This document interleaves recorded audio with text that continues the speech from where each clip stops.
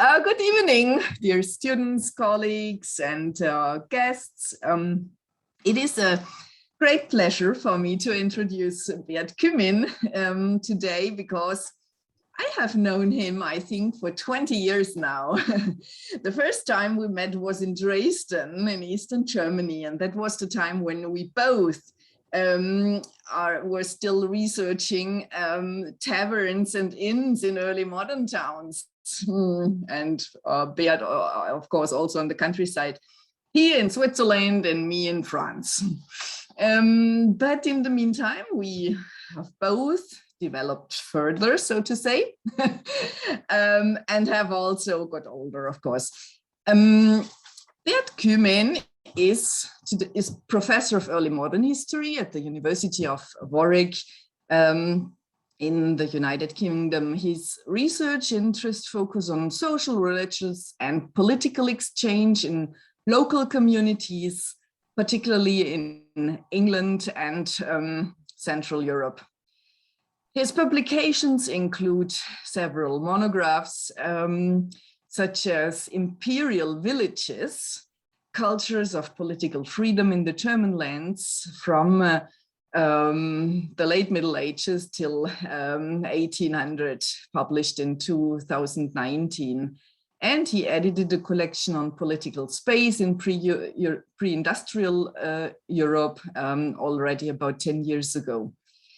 Alongside, he leads the food and drink cultures theme of Warwick's research priority on food and co-edits the book series Cultures of Early Modern Europe for Bloomsbury. Today, he will speak, and this is why you are here, he will speak on the topic rural subjects, governance, participation, and self-representation in imperial villages. And what is that phenomenon as such as an imperial village, and what is urban about it? He will try to explain in his talk now. So go ahead, Beat. Okay, many thanks, Susanne, for the kind introduction. Many thanks to the co-organizers for this really original lecture series that I've managed to pop in once or twice so far. And I think it's a really great idea to do that. So welcome to all who have joined today, either whether they're students taking the course that is associated with this, or whether you're just coming in for this particular occasion. Like Fabrizio last week, I'm trying to do something slightly different. You know, he looked at people rather than Renaissance buildings. And I try to look at some people that perhaps are less often the focus of historical attention than some that are treated in the mainstream. And I guess that's symbolized by my background here. I've selected a little bit of a rural scene, which is the alpine environment of the forest cantons, and that's where one of my case studies is located. I'll try to speak freely to these slides, so there's not a prepared text, and you can use that obviously then to interject if you have any questions or any immediate comments, and I guess there's also then a chance to ask any particular questions at the end of the presentation. Okay, so my topic is really to do with people and democracy in the sense of looking into the past, what might have been conducive to the development that we've seen in Western Europe in particular in the modern period. And I'm also particularly looking for places that have a lot of self-determination, because I think that is an interesting context to look at governance. It's an interesting context to look at office holding and civic participation, which are the big themes of this lecture series. So just to exemplify how common, maybe how universal that desire is to be in control of your own destiny, here's a quote from a totally different context, which is post-war Eastern Germany, the former German Democratic Republic. And in May 1945, according to this novel by Stefan Heim, the inhabitants of Schwarzenberg said, no, we don't want to be occupied. It is high time that we start to govern ourselves. We want to build something unprecedented here in Germany and without a valid model elsewhere, democracy. And it might just work since we'd start from zero, tabula rasa on our own, and without a foreign lord looking over our shoulder to check whether we do things according to his will. So here's a little town that found itself totally abandoned because the Allies hadn't reached it yet, the Nazis had gone. And so for a brief moment, they thought they could autonomously determine their future. This was only a couple of weeks that this lasted in this instance, but I'm going to look at some contexts where rural autonomy lasted for centuries. And I want to also question this sort of common assumption that Germany had nothing to do with the emergence of democracy. There's a tendency for people to always look towards the West and Italy and wherever it may be, but I think we can also look for some of these roots in the former Holy Roman Empire of the German nation. So the outline of my talk is broadly in three parts. I start with the usual suspects. What are the laboratories of democracy? And that's something that I will do in my first section. And then in the second section, I would like to cast the net a little bit wider. And here's a number of case studies beyond the Imperial Villages that appear in the title. I'll also want to look at some closely related phenomena, which is that of the parish republics. And you see hopefully that they have some things in common. And then finally, a few perspectives and a few conclusions. Okay, so who are the usual sort of first figures that come to mind when we think about the development of political progress and movements towards greater participation and greater popular involvement? Obviously, it's the philosophers, it's the political thinkers, it's those who make it a profession for themselves to study the way in which societies should be governed.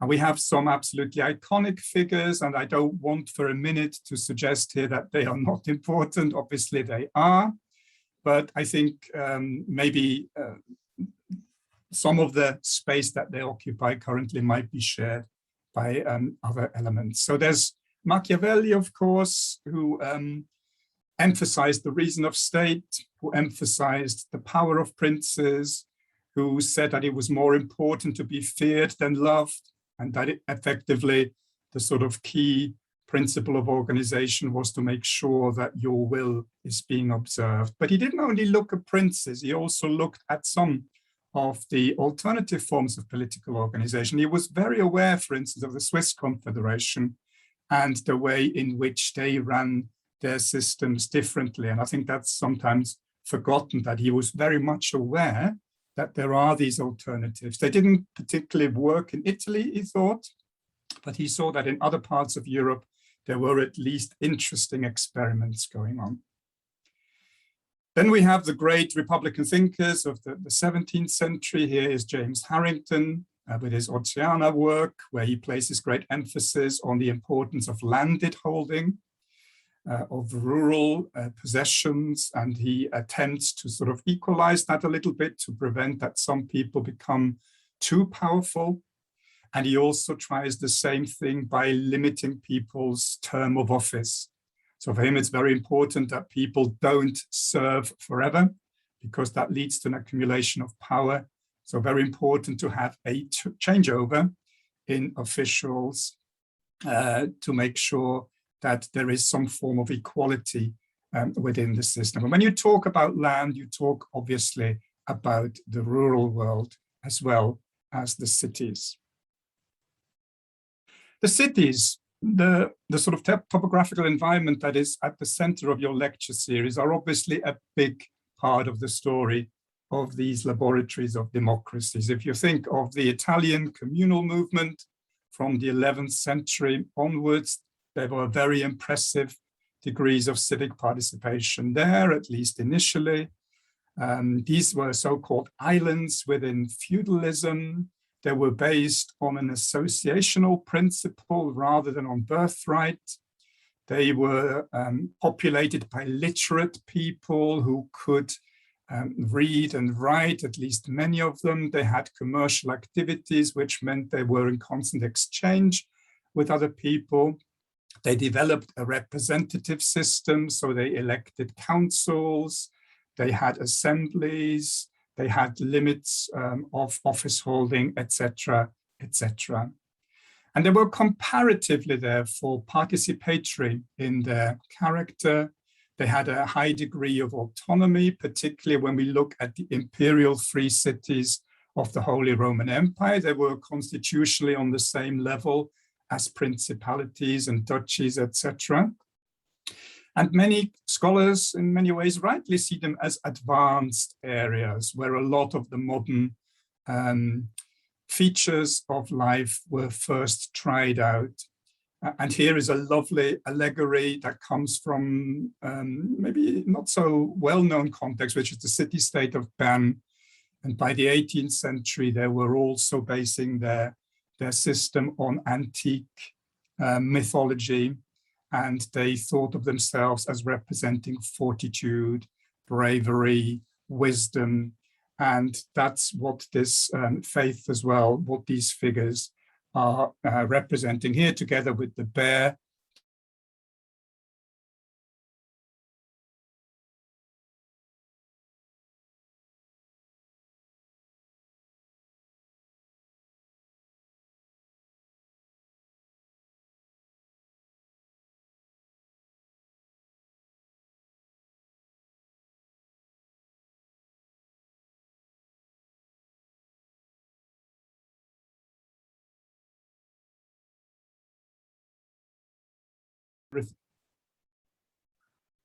Thank you.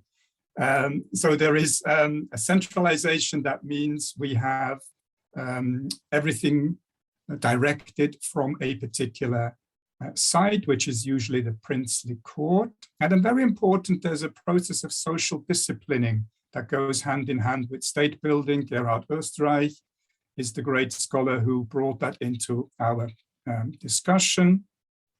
Confessionalization is a kind of outgrowth of that, with scholars like Schilling or Reinhardt, and the emphasis on the forging of homogeneous confessional bodies that have a disciplined and a religiously orthodox attitude.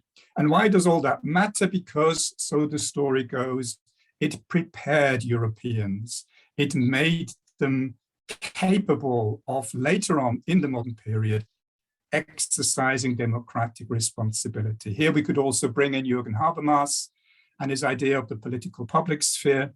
It's only this sort of informed reasoning in coffee houses and salons where the emerging bourgeoisie tried out their political competences, where they cut their teeth, so to speak, in order then to be able to take over following the revolutions of France and America and the 19th century revolutions. A little glimpse at the historiography. Republicanism, so what I said about the cities, what I said about the greater participation of the common people. This has been studied, of course, for many, many decades. Just a couple of examples here on the screen. Pocock, very influential. He draws the line between the sort of Renaissance Italian, particularly Florentine context, then the trajectory towards England in the 17th century, and then ultimately across the Atlantic for the 18th century revolution. So that's a tradition of scholarship that excludes Central Europe. It doesn't play any part in that story, really. That has been changing recently. If you look at this collection of essays on republicanism, a shared European heritage, edited by Van Gelderen and Skinner, here they start taking account of other contexts, particularly also the Holy Roman Empire.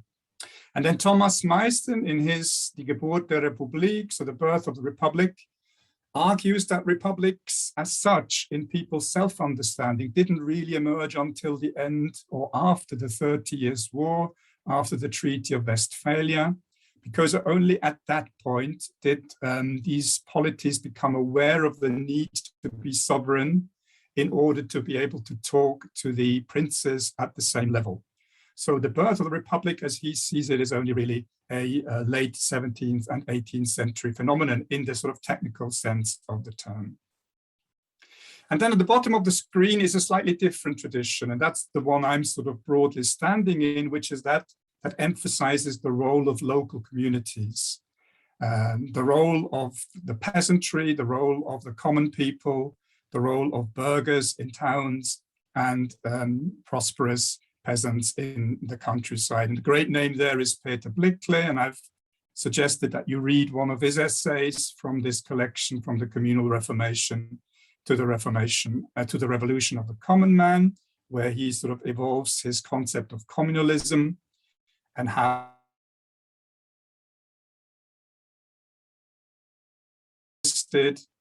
it culminated in the Revolution of the Common Man in 1525, and how afterwards the sort of decline of this popular influence was happening. I've tried to expand that a little bit by bringing the parish into the focus of attention in this communal age, this little monograph there on the screen, where I see parallels not only between towns in the ecclesiastical organization.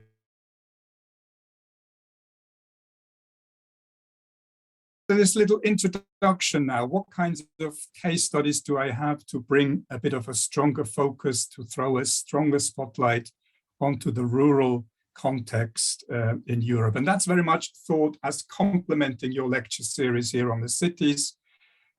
When I got the invitation, I saw, this is all about cities, and I thought maybe it's helpful to understand cities properly, to also contextualize them with what's going on in the countryside. So that's a pedagogical little trick, and I managed to smuggle that into the lecture series here. So I'm going to be talking about Dithmarschen on the North Sea coast, and then the Republic of Gersau, circled here in the middle of the Swiss Confederation, and that's forming my background here as well. That's what you would see if you stood on the mountains overlooking the little village Republic of Gersau. And then the Imperial Villages proper, Sulzbach and Soden near Frankfurt in Hesse, present-day Hesse, and Gochsheim and Senfeld near Schweinfurt in present-day Bavaria. Okay, now I thought I'd do a little experiment with you, and I'm not sure whether you're, minded to follow that. But this is a little poll that I've got open for you. So if you just click on this link, or maybe, I don't know whether somebody from the organizers might be able to type that into the chat, so that at some point of the lecture, you could click on that and leave your vote there. It's basically asking you, what do you consider to be the main laboratory for democracy in pre-modern Europe?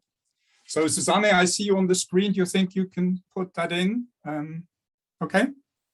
So I'd be very grateful if anybody could offer a vote there if you're sitting there with your devices. If not, obviously not a problem. Have you got it, or can I move on? Move on? Sorry, I can't copy paste it. That's the problem. I have put it in the chat. You have already. Fantastic. Okay. Excellent. Thank you very much. Okay, now starting then with Dithmarschen, where the story goes really from the 13th century to the middle of the 16th century. What is Dithmarschen? It's a federation of parishes, and it is a landscape, a very prosperous landscape, that is bordering on the North Sea coast, just north of Hamburg and south of Denmark. How does the chronology go there? Well, in 1227, the Dithmarschen militia was very instrumental in preventing an invasion from Denmark, and as a result, they were given extensive autonomy to run their own affairs. They did so in their local 15th century, up with a law code in 1447, 250 articles of an entire system or constitution of how they were to live together was emerging in the middle of the 15th century. So that's a quite remarkable, I think, achievement by that point in time.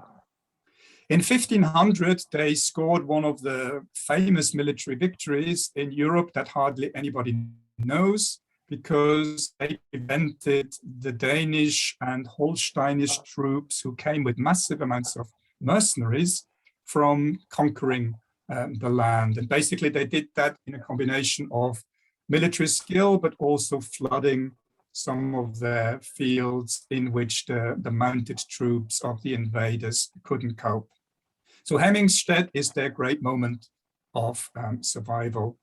1523, without asking anybody, they declared themselves autonomous. So they rejected all the previous rights of the chapter of Hamburg and said, from now on, we appoint all our priests ourselves and we run our parishes individually. In 1533, similarly, they decided to adopt the Reformation in a decision that they took themselves. And then 1559, the neighbors had had enough of this very autonomous peasant area that was also very prosperous. And that was the final feud in which the Dithmarschen people were subjected to Holstein and Denmark. Sorry, somebody's got their microphone open, so maybe if you can mute yourself, because I'm getting a little bit of interference here. What is the political culture of this place called Dithmarschen? Well, it is based on a free and effectively independent peasantry, which is happy to opportunistically submit them to Bremen. So basically, whenever somebody wanted something from them, because they thought they were independent, imperial, immediate subjects, they said, no, no, no, no, we are under the archbishops of Bremen.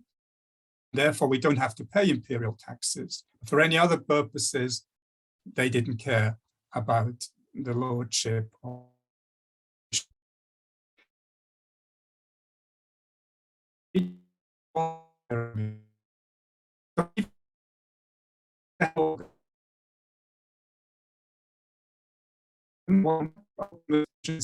these individual parishes, who are in turn subdivided into Bauernschaften and Ecken, smaller subdivision. Alongside, for military purposes, they had a subsidiary Döften district. And then at the top, they had a federal organization called the Universitas of Dithmarschen, which involved hundreds of officials coming together to make big decisions. And they were in turn headed by a council called the 48. And I believe that's the only painting we have of a councillor of the 48, which is Sven Marcus, a peasant yeoman, in an artifact that is preserved at the Dithmarscher Landesmuseum. So you can imagine that in each of these parishes, there were lots of local positions to be filled. Then these people had a presence also at the federal level. And the choice of these delegates was originally through election and then gradually more through co-option. There was certainly a large element of election originally. We're also interested in representation. So I think because we're talking parishes, the churches are of absolutely fundamental importance. And you see fantastically impressive churches still today in the area of Dithmarschen, which is now part of Schleswig-Holstein. Here's the Geschlechterfriedhof at London. So this is the burial place for the influential that were existing alongside the parish organization. You can still see some of the gravestones like that in the foreground that come from that period. And then on the pews in the church, you see some of the symbols of either the parishes or some of these influential families. They also have hooks where they can hang their hats on. and therefore the sort of representation goes very much through the ecclesiastical organization. Second case study, another parish republic, is this little mini polity of Gersau on Lake Lucerne, or the Lake of the Forest Cantons. We see here a prospect from the mid-17th century, and I've sort of highlighted some of the key elements of that Gersau constitution here. So what made them independent was a financial transaction in 1390. They were slightly secluded. They could only be reached by boat until the 19th century. So they were like topographically already quite sheltered. And the landlord seemed to have not minded too much about possibly losing that sphere of influence. So as the painting shows, in 1390, the Ammann, who's the feudal head officer, and some of the inhabitants of Gersau put a big sack of money on the table of the feudal lord and bought themselves off. So you could do that in certain circumstances and buy off all the feudal rights and basically acquire them yourself. Then in 1483, they did exactly what the Dithmarschen people had done, and they made themselves ecclesiastically as independent as possible by purchasing the advowson, which is the right to elect their parish priest. So from that point onwards, they were electing their Catholic clergyman, and the Catholic clergyman became an employee of the commune. In 1418 and 1433, they received imperial confirmation of privileges, and hence they straddle the category of parish republic and imperial village, because the empire officially acknowledged that this was an immediate territory that was not subject to any temporal lord in between the emperor and the local commune. And the whole thing lasted until the French invasion of Switzerland in 1798. So from 1390 to 1798, they ran their own affairs effectively without any outside interference, and possibly are the most autonomous rural commune in Europe, full stop. Their political culture has an extreme local autonomy. But in contrast to Dithmarschen, they didn't simply use the parish for their local organization. In parallel, they evolved a secular commune. So they have separate assemblies for parish affairs and separate assemblies for the secular commune. In the secular commune, they have a sense of civic duties. To attend the communal assembly as soon as you're 14 and able to bear arms, you would be admitted to this assembly. You are meant to take over offices and you're meant to serve in the militia. So as always in pre-modern Europe, that's a very gendered system. So we're talking about the men of Gersau there. And we have republican principles in operation. Offices are allocated by elections. There are limited terms of office, as already we've seen in the theoretical concept of Harrington. And there's accountability. These office holders have to present their peers with an account of what they've done over the year. So they have to submit financial records. Arguably, they had too much autonomy, because when they broke down internally, they got really into a fix. There was no other authority that could really have influence on their affairs. So they had a defense alliance with the Swiss forest cantons, but that didn't give the forest cantons any power. They could only be coming in as advisors, as mediators, propose solutions, but they couldn't enforce them. What is also interesting, I think, is that they had no subject territories. So Gersau, the whole of Gersau had exactly the same rights, whereas in some of the Swiss rural forest cantons, there are subdivisions. So the neighboring canton of Schwyz, for instance, has a heartland of Schwyz, which is fully privileged, but then it has several subject territories that have lesser privileges. So there's a hierarchy of rural autonomy there. That's not the case in Gersau. And from what I could see in the sources, there is a practically universal franchise of the men. There are maybe just 5 or 6 men living in the village that have not got burger rights. And I think that's as close as you get, probably in the pre-modern period, to a general franchise. Representation. What kinds of things do we see? How do they self-represent themselves? One important aspect is the seals. So we see here on the left-hand side, the seal of the sworn people and the whole parish of Büsum, 1281, in Dithmarschen. And what is actually depicted is the seal of the parish of Burg, which you can see with Peter's key. So often they used religious symbols. The same is true for the Gersau seal there, 1436. It has a pope, which is the patron saint of the parish church, as its seal, and it's circumscribed with the seal of the community of Gersau. So these are, pretty strong signs of a certain corporate status that these villages possessed. And they refer to themselves in interesting language. In Gersau, it evolves over time. So in 1436, we have the mayor and the parishioners who seal documents. In 1510, we find the phrase commune and mayor. In 1605, they talk about themselves as the land of Gersau. And in 1756, quite startlingly, they use the term a free republic. What we're looking at here on the right-hand side is their village hall, built from their own state resources in 1745. The painting is modern, 20th century, but what is characteristic is that all the families, there are 12 families that have really got prominence in the village. They are under the roof with the crests of their individual associations. And then what I've circled there is the council chamber, the heart of government.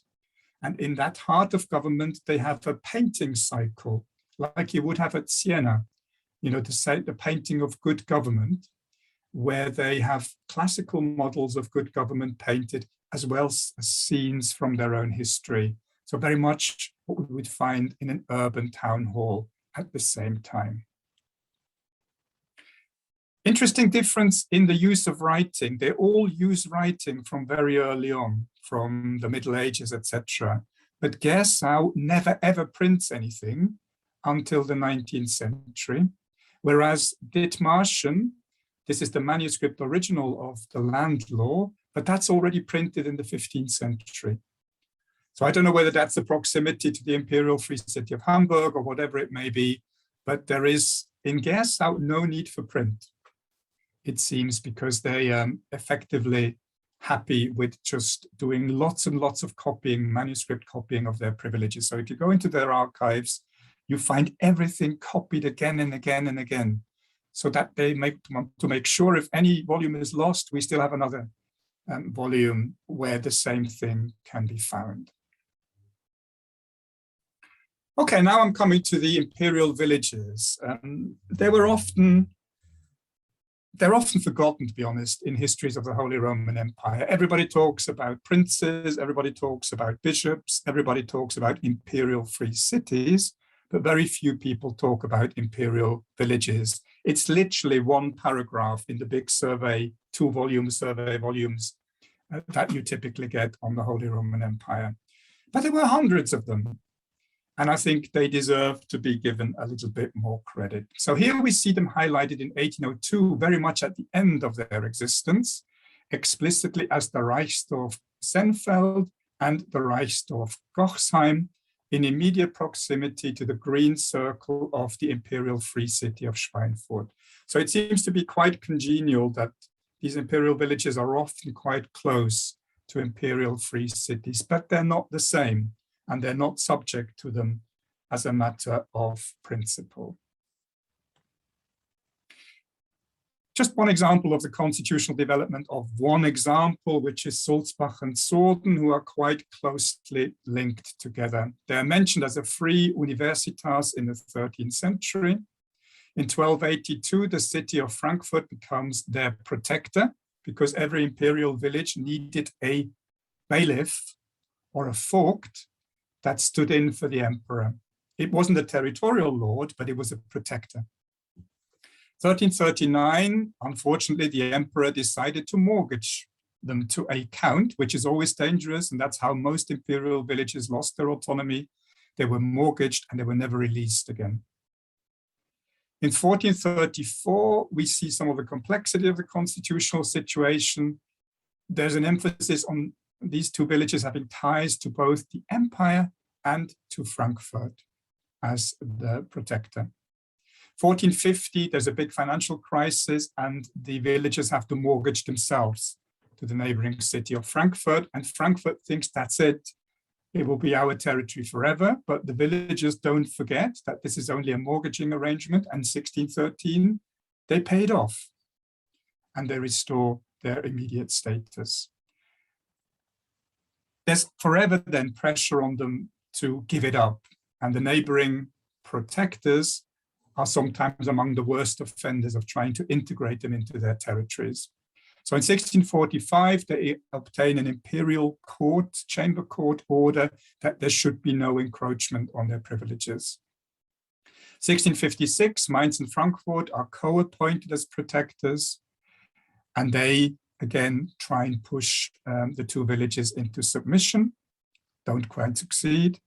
1803 then, with the Reichsdeputations, Hauptschluss, and all the sort of dissolution of the Holy Roman Empire, they become assigned to Nassau, they become subject to Nassau, and it takes them decades to accept the fact that they are now part of a principality. And I'm just including these little graphs here to show you that village government can be really complex. Yeah, it's not just a few peasants sitting around an oak tree and having a drink and making politics. This is quite institutionalized. So here you can see how Sulzbach and Sorden are governed. They're governed separately. So Sorden is on the right-hand side, Sulzbach on the left-hand side. The emperor at the top, and then the imperial bailiffs or Reichsvögte circled in green.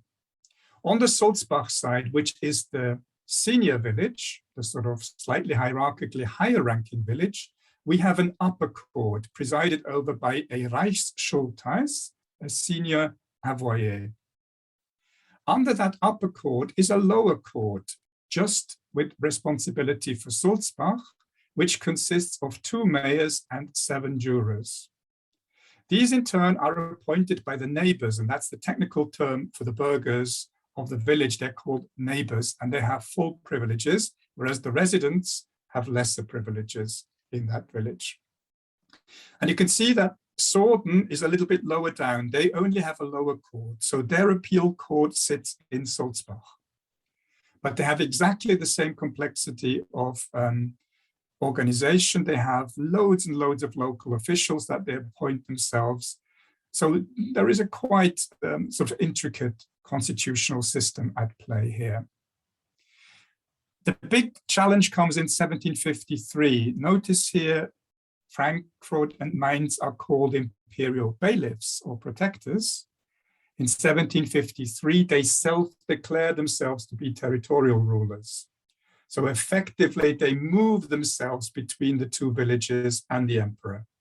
And that leads to a gigantic avalanche of legal proceedings. It's not accepted by the two villages, but the sort of situation becomes really quite conflictuous for the remainder of the existence of the Holy Roman Empire.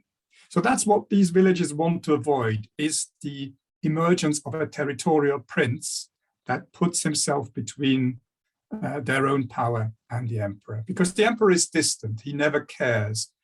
You're subject to the emperor, but effectively you're running your own affairs. The constitution of Gersau is exactly the same as the neighboring rural forest cantons, but as I said, is totally separate from them. So the forest cantons serve here as protectors, a bit like in the same role that the Reichsvögte serve in the case of Sulzbach and Sorden. So their constitution is the emperor, then the council or court, which is presided by the Landamann, which is the land mayor, and 7 councillors. For very serious business, like decisions on constitutional change, they need to add a double council or a triple council. Everybody is elected through this land assembly of burghers, the Landsgemeinde, that meets twice a year, all male inhabitants that elect all these officials and a whole host of others, such as church wardens, poor wardens, fabric wardens, etc. We're talking about a community of about 700 people. So everybody here has multiple offices during their lifetime. And then the big change, as you all know, the Swiss Confederation drifted out of the remit of the Holy Roman Empire in certainly 1648. So by the 17th century, effectively, the empire has gone. And all there is to the constitution is the internal structure of the Gersau constitution. If we compare the constitutional arrangements in these different communities, you see the degree of self-government that they enjoy. Perhaps I can distinguish between some more aristocratic regimes and some more, in inverted commas, democratic regimes. So Gersau is very clearly an example of a democratic regime, of course, with the exclusion of women, etc. That is understood. Other imperial villages run a little bit more an aristocratic system. So they have, for instance, co-option rather than election. They have dominance by certain families, and they have a certain restricted number of ways in which the common neighbors can take influence.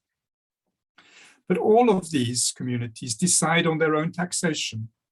And that's a massive privilege to have if you think that state building normally goes very much through the imposition of financial obligations through the principalities. Not to be subject to that is a great privilege. So they decide themselves whether they want to pay taxes and how much they do. The imperial villages have a little bit of an imperial war tax to pay, but again, they decide internally how they are going to raise that. And then look at the higher jurisdiction. Some of these communities can judge about life and death. So some of these communities have explicit grants of high jurisdiction, which is usually an attribute of sovereignty. So they can decide to kill their own citizens if for certain offenses. And Gersau does that. And when they do so, they haven't got their own executioner, so they have to import him from Schwyz. So he comes on the boat with his sword, executes any of the offenders and goes back to where he came from. In military affairs, Gersau runs his own militia. So they have like perhaps 200 men who are under arms, and they use them whenever the Swiss as a whole are involved in warfare. Gersau sends them as an independent component of the Swiss militia into these battles, for instance, in Sempach in 1386. Back to the theme of representation. This is one of the paintings, top left, that is in the Gersau Council chamber. You see here the receipt of the imperial privilege confirming immediate status in 1433. Top in the middle column, you see the empire represented through the imperial eagle, which invariably features on the seals of these imperial villages, as they would on the seals of the imperial free cities. Sorden uses print in 1614. Once they buy themselves free again from Frankfurt, they want to make a printed declaration of their freedoms that they can show to everybody. So they have this printed in 1614, again with the imperial eagle on the cover. And you see the imperial eagle also in this like material culture that Gochsheim uses. This is a drinking jug with the crest of the village. And at the back, if we were turning it around, would be the names of the people who currently serve on the High Court of the Imperial Village. I was really quite struck when I found this in the District Archive of Gersau. There was a great sort of questioning of whether there was really republicanism in the consciousness of these villages. And many of the Swiss historians think that's impossible outside the big cities.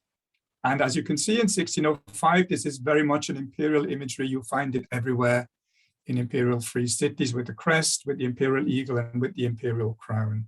But look, by 1784, the crown has been replaced by a Phrygian hat, one of the symbols of liberty way before the French Revolution.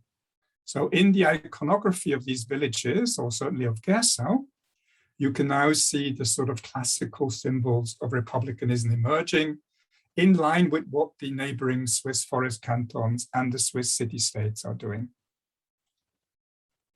If we had more time, we could go into detail into the religious culture. What I think these places operate is a communal Catholicism and a communal Lutheranism, because they treat their clergymen as employees. They appoint them independently, sometimes with some nomination privileges of higher authorities, that has to be said.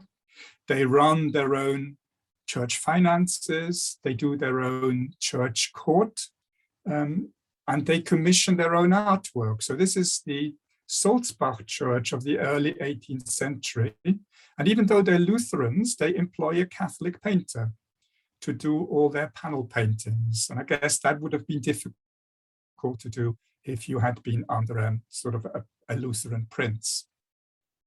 So the religious culture is saturated with these images of community and autonomy, and Rome is fuming about the degree of independence that these little communities enjoy. When Borromeo visits the central Swiss area, he writes in no uncertain terms that this is an unacceptable extent of lay autonomy. Self-representation comes with historiography. You want to have your own story written. It's very important that all of these places do. So there's a manuale in Gochsheim from 1780 about the history of the place. There's a famous humanist chronicle by Neokoros written for Dithmarschen. He was just about born in the time of freedom. By the time when he compiled this chronicle, Dithmarschen had slipped under the overlordship of Schleswig, of Holstein and Denmark. And then there's this intriguing phenomenon of tower ball deposits that many of these Central European communities engage in. And that's the first time I came across it was in Gersau, where the golden ball there in the tower contains documents going back to 1655. And on every church repair occasion, they're added to. So last time in 1983, they added the latest series of documents. And this here at the bottom is what was put in 1802. You can see some saints images, you can see some relics, you can see a strip of the Gospels, and then there is a little report on what happened of importance in the community. Some of this is a little bit on the borderline between apotropaic and religious, so one would have to go into great detail to explain that fully. Self-representation, another big aspect, is the freedom discourse that is prevalent in the historiography, in the documents, wherever you go. Freedom is the buzzword. So here in Dithmarschen, Neokoros says, late 16th century, it is clear from many scribes and chroniclers that those of Dithmarschen were a free people and not subject to any lord ever, apart from a small rent they owed to the Bishop of Bremen, for which reason they did not allow any orders or impositions. And modern scholarship agrees. So in this 2000 survey, it says Dithmarschen's freedom belongs to the proverbial core of its history and shapes the self-perception of the people who live here. In Gersau, I went through all the documents and charted all the references to freedom, Freiheit, Freiheiten, liberty, the Latin equivalents, etc. Found 55 references in all kinds of different genres. And most historians tell you that Freiheit in the pre-modern period is about privileges. It's about specific privileges. It's about the right to do this and the right to do that and the right not to do this. But my impression is that a large proportion of these freedom references are actually abstract. They refer to the freedom of the entire commune. They refer to freedom as a state of being, rather than linking it only to some specific privileges. How do they assert themselves? There's multiple ways in which they do that. The military defense is what Gersau has. So they send a number of troops against Napoleon. Sadly, they didn't make a difference, but they were still summoned and they were still sent to the border when the invasion came in 1798. The Dithmarschen people use diplomacy, so they attend imperial diets, they represent their interests there, opportunistically, sometimes saying we're very free, sometimes saying we're very much subject to the bishops of Bremen. So here in 1545, the 48 governors of the land of Dithmarschen presented a supplication together with a letter from the Pope, where they asked to be left with their freedoms.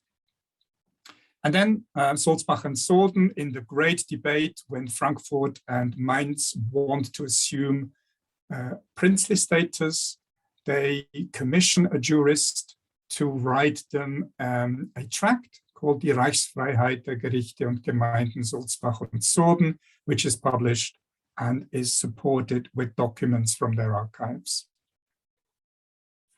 And I thought that was quite nice. When I visited one of these imperial villages in 2013, what do I find written at the railway station? Für die Freiheit. Yeah. So there's still very much a consciousness in these communities that we have a slightly different past from some of the other German villages nearby. And sort of, I thought that was telling of a much larger heritage industry that is still circulating around the historical development. Okay, these are a few little villages. Is this really, to be neglected? Is this just exceptions? Is it just not, numerous enough to be part of our larger discourse? Well, I'm not sure. I think there is a critical mass of this relatively participatory, relatively autonomous, relatively self-governing rural culture in Europe. So think about Frisia on the North Sea coast. Think about the Swiss rural cantons. Think about Swedish court districts. I mean, Sweden really needs to be looked at in great detail. I think the Swedish peasants in the end even acquire representation in the imperial diet. So they form a separate estate in the Swedish parliament. The parishes of Andorra, something that survives to the present. The borderland zones where on the Habsburg fringes towards the Ottoman empires, these settlers are able to negotiate really privileged positions because of their military importance for the Habsburg crown. Even in England, this apparently centralized monarchy, there are areas like the Forest of Dean, where you find some remarkable extent of self-regulation, or the miners in the Derbyshire mines. And then there are some very blurred borderlines between imperial villages and imperial cities. When you look at the tiny places in the south of the empire, Isny, for instance, is a minute imperial free city. And I'm not sure whether it's, substantially different from Gochsheim, which is quite a sizable village on the other end of the scale. And if you know any more, then I'd be really interested to hear of further examples. Okay, now if you give me a minute, I'll try to see whether we have any results from our little poll there. If anybody managed to get through and if you got the right results. So the results are as follows. Which of the following do you see as a laboratory for democracy in pre-modern Europe? The lowest score of 0 was for princely courts and parliaments. 6.25% selected universities. 12.5% remarkably selected villages. 18% selected others, but as expected, 62% chose towns and cities. So I'm, reinforced by the sort of strong presence of the cities here, but that's maybe a self-selecting audience here who are particularly interested in cities. But, you know, the villages are scoring quite respectably there with 12%, and the universities with 6%. I would be interested to hear then from you what the others are that 18% of you selected. So what are my conclusions? For pre-modern roots of modern democracy, we can look beyond political treatises, beyond cities, and beyond the emerging state. Gersau and Dithmarschen exemplify broad, very complex, and potentially even federal systems of political participation and distinctive forms of self-representation. They produced rulers, I would argue, rather than subjects. Although in practice, all peasants had some autonomy. I think that's something we realize more and more. There is no absolutism in early modern Europe. There is no area where the peasantry is fully submerged without any political agency.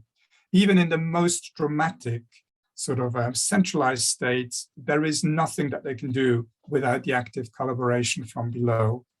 So all of the peasants, whatever their constitutional situation, have some agency over their political affairs. And I wonder whether the parish, in fact, is Europe's forgotten laboratory. Is the parish this sort of apprenticeship for bigger political movements and competence? There's a universal network. So the parish is the one thing that we as Europeans have in common. So whereas cities are separate from villages, etc., and from manors, the whole of Europe, at least Latin Europe, is divided into parishes. And all of these parishes have an underbelly of lay political activity, lay fundraising, lay parish decisions, sometimes going as far as electing their priest themselves. Many of them, as in England, then merge into the secular sphere as we come into the 16th century onwards. And one member of our audience here is doing, you know, very interesting work on MPs in early modern England, and, you know, seeing the rootedness of their sort of political activities in the local parishes, which in turn are little cosmoses of political activity when it comes to poor relief, highway maintenance, etc., etc. Then these highly autonomous immediate communes in town and country develop an abstract idea of collective negative freedom and a consciousness of their political difference to mere subjects well before the natural law discourses of the 18th century. So I think there's a notion or a concept of abstract freedom in these highly autonomous communities that we normally associate with sort of natural rights discourse of the 17th and 18th century. It's a negative freedom. So it's not a freedom to do what you like, which is the positive idea of freedom. It's a negative freedom in the sense that you're protected from encroachment of others. So that's what we're seeing here, an abstract concept of negative freedom. How widespread is that phenomenon? A comparative project, I think, would be really great to do, would require European-wide cooperation with people like you coming from all these different angles and regions and backgrounds. And I'd be, you know, really interested in hearing what you thought about these questions. So thank you very much for bearing with me, for taking part in the poll. And now, hopefully, you know, I'll hear some feedback.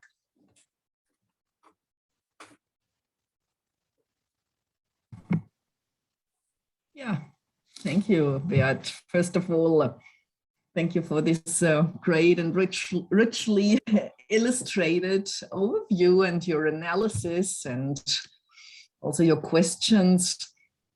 So there is now time for discussion. As always, you can use the digital hand, or if you prefer, you can also write into the chat, and then we are collecting the questions.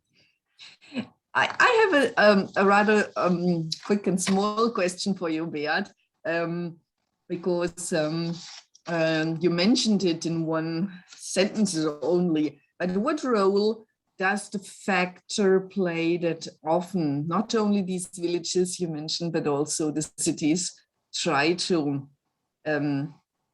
avoid paying taxes to their local ruler. Besides all development to freedom and democracy, isn't that an important part?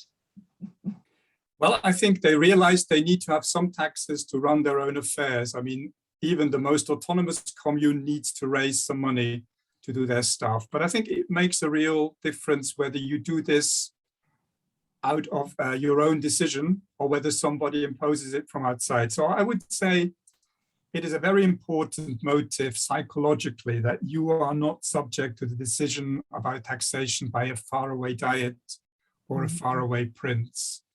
But it doesn't mean that you necessarily tax less. I mean, even today, the Swiss are notorious for imposing taxes on themselves, even though they can vote on their own taxes. Yeah, so it's something that you tend to do more easily if you have a share in the decision making. And I think it is certainly a factor that distinguishes them massively from these normal early modern communes that are subject to a prince who wants to raise more and more money for warfare, for court life, etc., which has nothing to do with these villages. Think of the southern German Baroque abbeys that want fantastic buildings constructed and tax all their serfs to a massive extent. So that kind of thing is a real privilege to have if you're not subject to that. Mm-hmm. Okay. So I see a question: how were ideas or concepts of democracy communicated from these small communities? Okay, very interesting. Is the question more about how they learned about them, or is the question more about whether they spread their ideas further, disseminated them further? So I wonder whether what sort of the main focus of the question is, how did they learn about them? It's about how did they spread their ideas further. I don't think they do. I think they're pretty much happy with the position they have. And that's maybe one of the Achilles heels of this imperial village phenomenon. They don't seem to be proactively recruiting further people. They sort of seem to be happy with their autonomy and leave it at that. There's very few leagues being constructed. There's very few networking going on. They seem to be sort of quite self-isolating. They seem to defend their liberties in all the imperial courts. So that's how they disseminate it. They make submissions to the imperial chamber court or the imperial cameral court or the imperial Aulic council. They do all these interventions, but it tends to be on specific legal battles. So they don't go out and preach, as it were, to the unconverted. They seem to be happy to keep this for themselves. Yeah. There is also a question by Anna. Would you like to talk to us? Okay. Sure. So thank you very much for this very interesting lecture. And I was wondering, I'm sorry if I've missed that, if in these communities you were talking about there existed some kind of self-comparison with cities. So like we have the same kind of freedoms, but we are rural, or we are better even. Yeah. That's very, very interesting too. There is in Sulzbach and Sorden, because they're so closely interacting with Frankfurt, they actually strike a treaty with Frankfurt in the 13th century, and there they explicitly say we are of the same status as Frankfurt. But that's one of the very few explicit references that I find. Gersau does a treaty with the forest cantons in the 1300s, a couple of times, and there they're called as neighbors and friends. So there they are again put on the same level as the neighboring cantons, which are indubitably immediate imperial estates. So I think it's only prompted in a specific context where they make a treaty or where they negotiate with a town. I don't think they have much independent self-reflection, unless you count the self-representation in these paintings as something they may have seen. For instance, in Lucerne. Lucerne is the nearest imperial free city. from Gersau. It's like a boat ride of a few hours away, and they go to the market in Lucerne every week. So it's conceivable they've seen some of the things in Lucerne and sort of more or less consciously adopted them for their own purposes. Okay, and we have Martin Christ. Yes, thank you very much, Bert.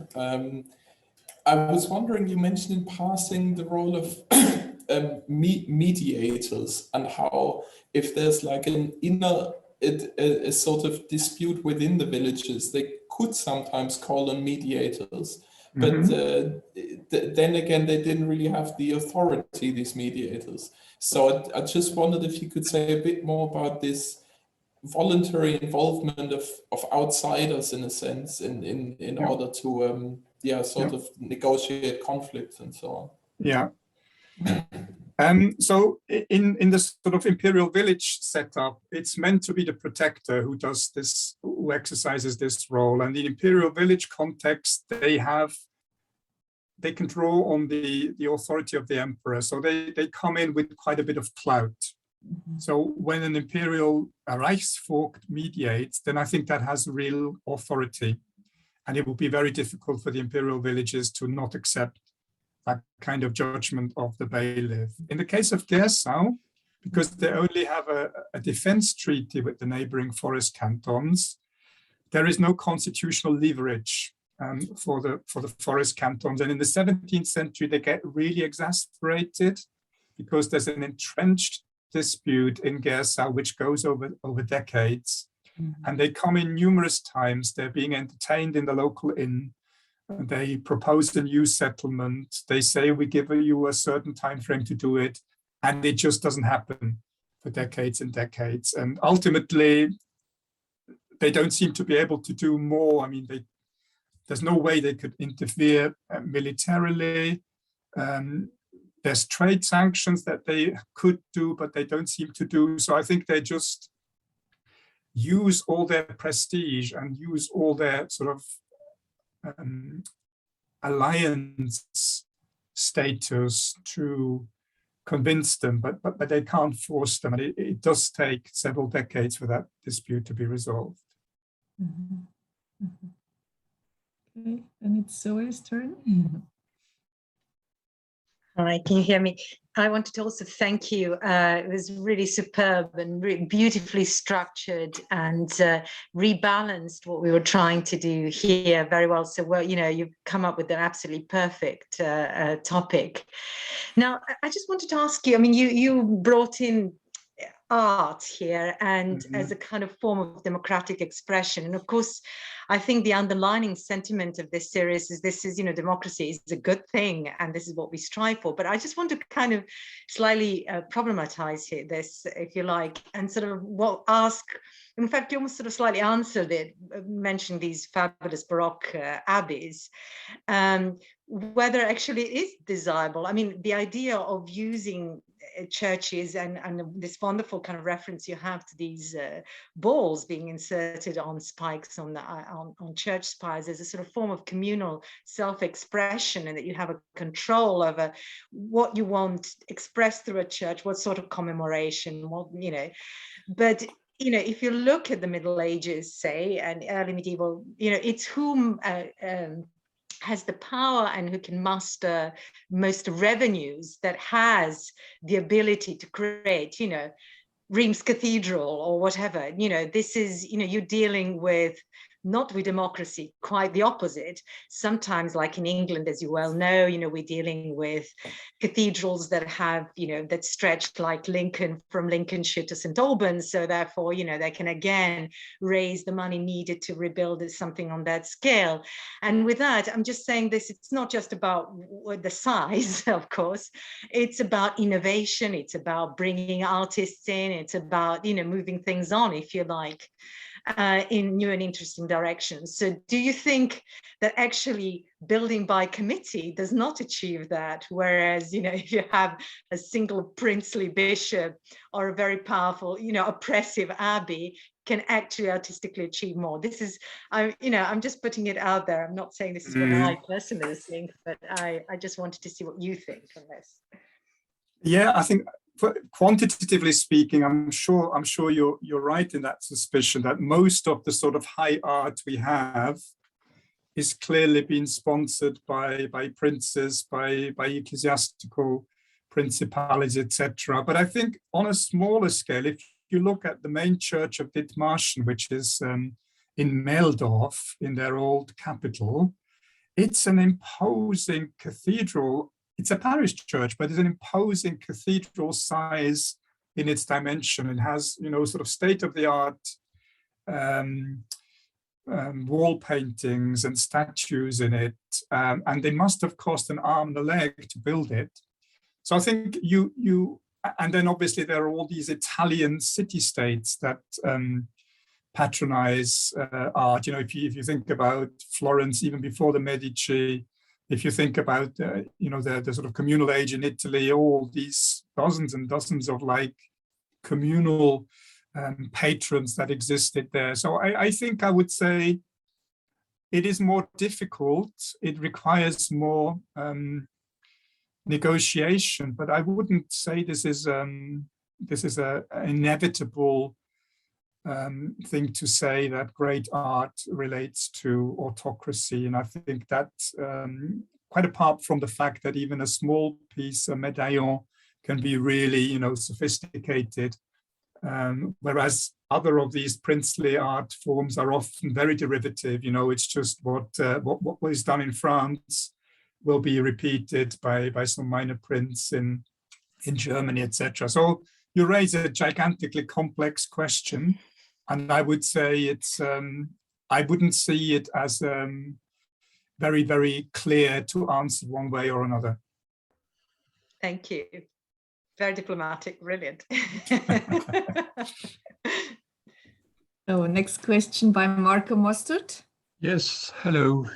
I would like to ask you for some clarifications, because in the way you have been dealing with this topic, obviously you couldn't give more than a few sometimes unrelated examples, but I'm just wondering about two things in particular, coming from a background where there is some knowledge about Frisia, say.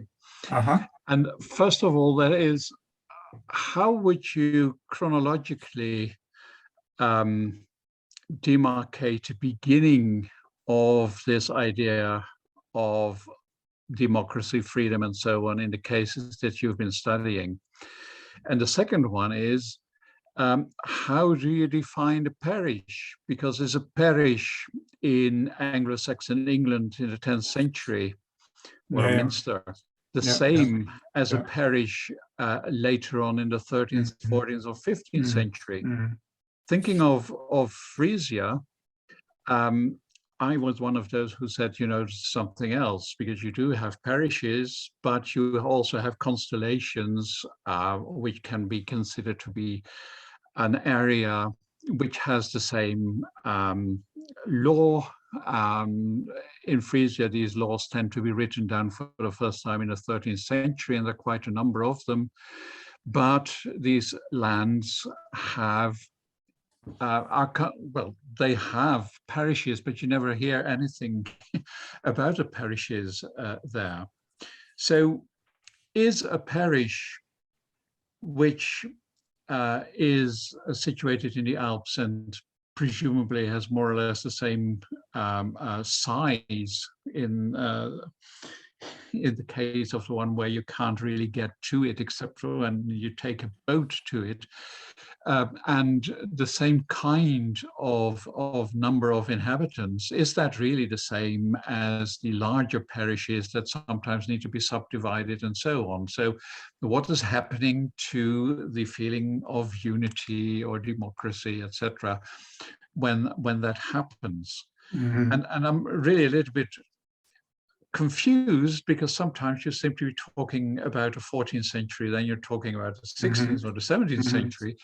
And I can understand why you do this, but are you not then comparing things which cannot really be compared? And incidentally, final thing, otherwise I forget.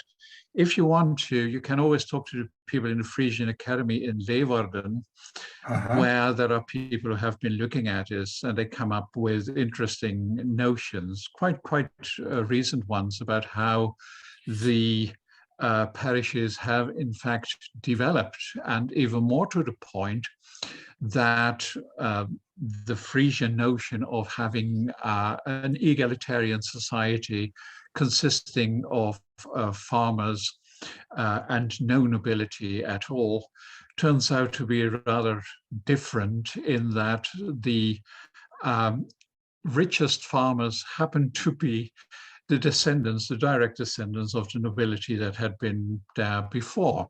So I think the Frisian case has been rather well investigated, and I can't say no more about it now, but throw a line to the Frisian Academy and then you might have some more things there. But for me, the point about the parishes and the chronology is important to make sense of some of the things you said.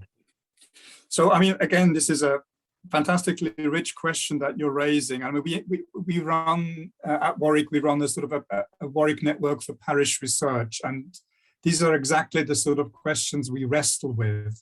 That there is an enormous regional variety about the manifestations of the parish, but I think the common definition of a parish, which I always use, is a local territorial unit for the administration of the cure of souls, with certain collective responsibilities and certain collective rights.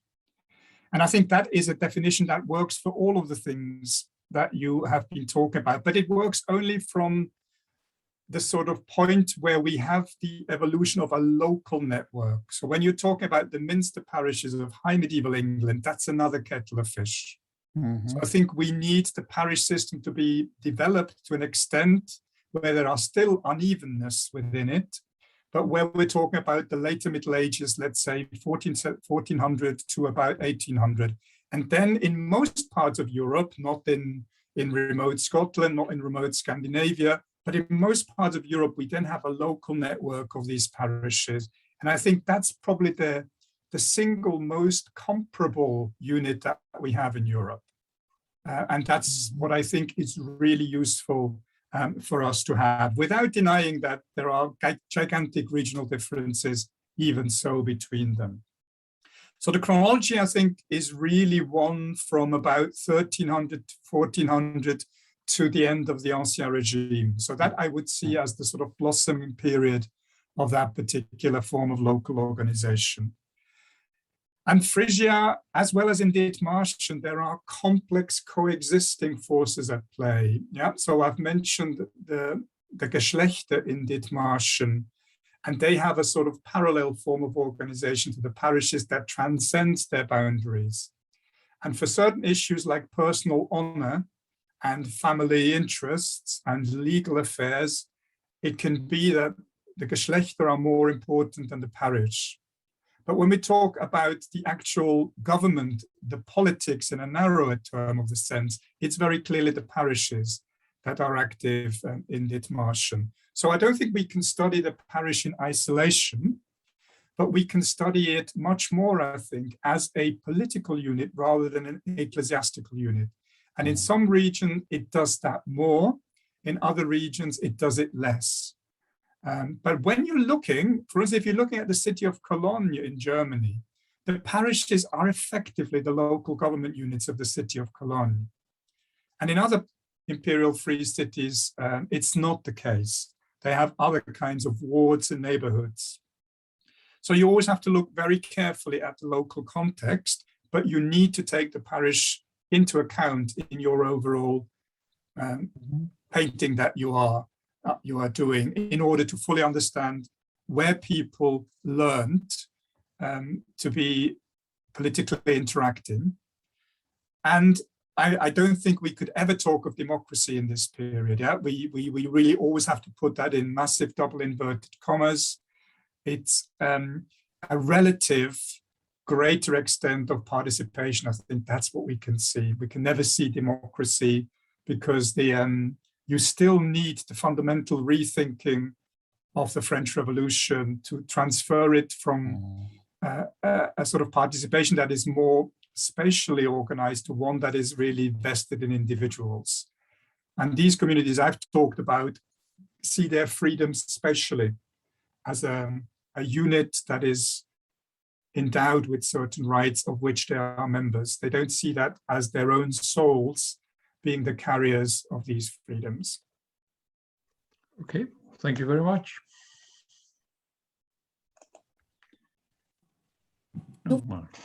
Questions or other comments from the chat? Otherwise, I can see here that many people, those who had... Do let me have any examples you come across, yeah? So I'd always be very, very grateful for that. If you come across a rural commune that looks rather, more powerful than maybe some of the others, I'll always be interested to hear about it. And I know very little about Eastern Europe, for instance, to be perfectly honest, yeah? So whether the parish in these, specific constitutional contexts of Eastern Europe with the relatively strong feudal and princely controls, I don't know whether that could be equally a meaningful route of investigation. So that's something I would have to look at separately.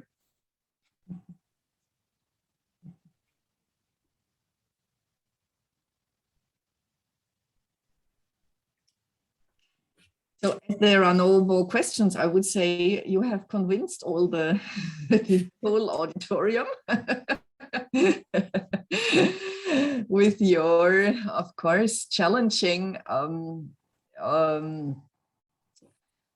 hypothesis that democracy is started not only developing in cities, but also on the countryside. And of course, there are aspects which are clearly there, like status of autonomy and so on.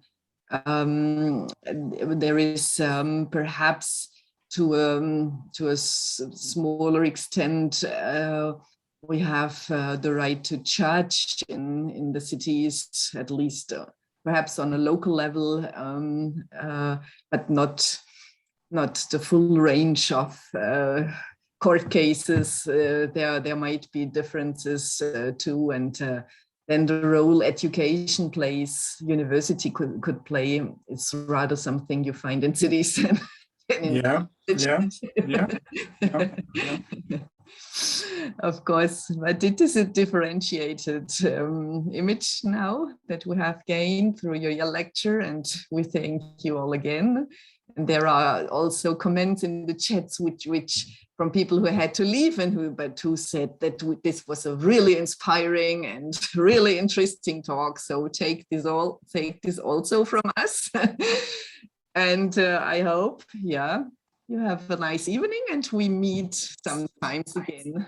Yeah, that would be lovely. So thanks everybody for attending, and good luck with your course. Yeah, many people are doing a course, so hopefully it will all work very well.